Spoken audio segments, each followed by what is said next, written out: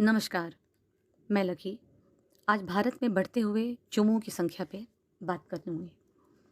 मर्द की परिभाषा क्या होती है? जैसा कि हम सब जानते हैं, जो शरीर से बलिष्ठ हो, दिमाग से ताकतवर हो, जो पूरे परिवार का भार उठाने में सक्षम हो, स्वावलंबी हो, सामाजिक जिम्मेदारियों को समझने वाला हो। मर्द वो है जो अपनी मुश्किलों को छोटा कहकर दूसरों की मदद करने के लिए तत्पर हो, जिसे उसके चेहरे से नहीं, उसकी सामर्थ्यता से जाना जाए। मर्द वो है जो खुद को एज़ इट इज़ अपनाए और अपने कैरेक्टर को शालीनता से निभाए। कुछ ऐसी ही परिभाषा हम लोग युगों से देखते आ रहे हैं ना? लेकिन इस बहुरंगी दुनिया में वो कहीं खो-सा गया है। आज जो भी दिखते हैं वो चोमू ही लगते हैं। लड़कियों जैसे बाल रखना, मेकअप करना, लिपस्टिक लगाना, सोशल मीडिया पर फ़िल्टर वाली सेल्फ़ी पोस्ट करना, फ़ेक अकाउंट कॉपी करना, ओवर एक्टिंग करना, लड़कियों के पीछे अपना कीमती वक़्त ज़ाया करना। क्या यही है वो मर्द? अगर थोड़ा दायरा बढ़ाया जाए तो कुछ ऐसे ही लड़के Korea, China, Japan, Taiwan, America, Europe के मिलेंगे। अगर आप इन्हीं के अभाव, चरित्र, पहनावे और सबसे पहले सूरत को देखेंगे, तो आप इन्हें किसी नामर्द से कम नहीं समझेंगे। लेकिन ये दुखद और नस्ल घातक है कि हमारा युवा भी इन्हीं से प्रेरित होता जा रहा है। सब कुछ ठीक ही चल रहा था, जब तक सोशल मीडिया और एनीमे घर-घर तक नहीं पहुंचा था। टिकटॉक, मौज, जोश, इंस्टाग्राम पर इन्हीं छक्कों की भरमार है और इन्हीं से प्रेरित होकर के एनीमे मूवी के कैरेक्टर में खुद को रख करके देखने के कारण ही युवाओं का ये हाल होता जा रहा है। चाइनीज़ मोबाइल युवाओं को क्यों आकर्षित कर रही हैं? क्योंकि वो सामान्य चेहरे को सुंदर कर देती हैं। इसमें दोष सिर्फ लड़कों का नहीं, बल्कि इंटरनेट, पेयर प्रेशर, लड़कियों के रुझान, एक्स्ट्रा एक्स्ट्रा का भी है। हम सब ने मैथ के स्टैटिक्स में डिमांड एंड सप्लाई ग्राफ पढ़ा है।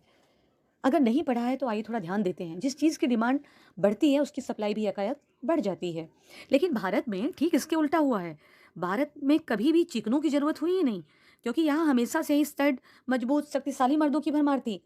लेकिन साजिश के तहत हमारे यहाँ ऐसी चीज़ों की सप्लाई बढ़ाई गई जिससे चिकनों की डिमांड बढ़ जाए।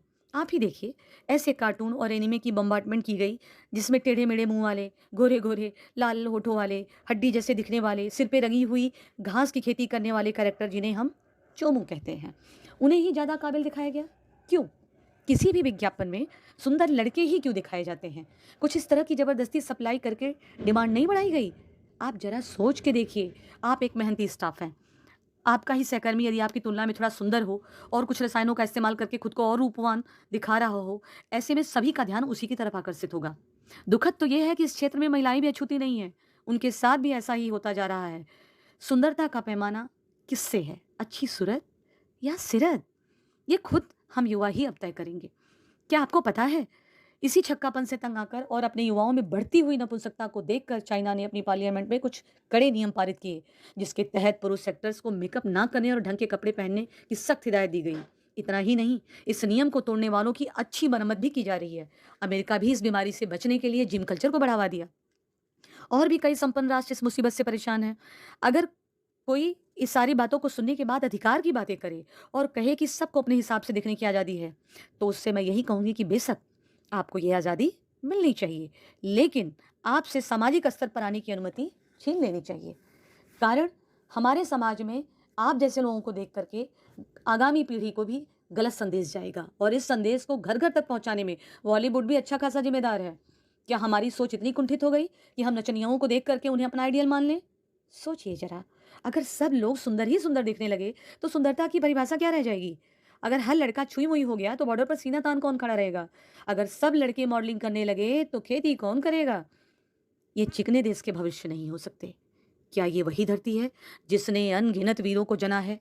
क्या अब ये शिखंडी को जनने लगी?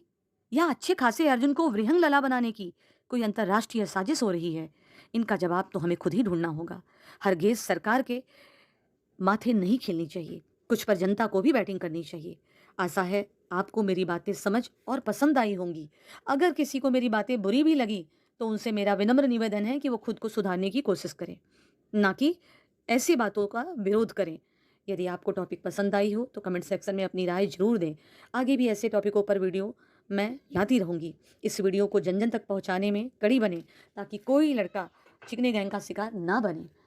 आगे आने वाली नस्ल के लिए हमें आज के युवाओं को चोमू बनने से रोकना होगा। आपने अपना कीमती समय दिया, मुझे सुना, इसके लिए सादर धन्यवाद।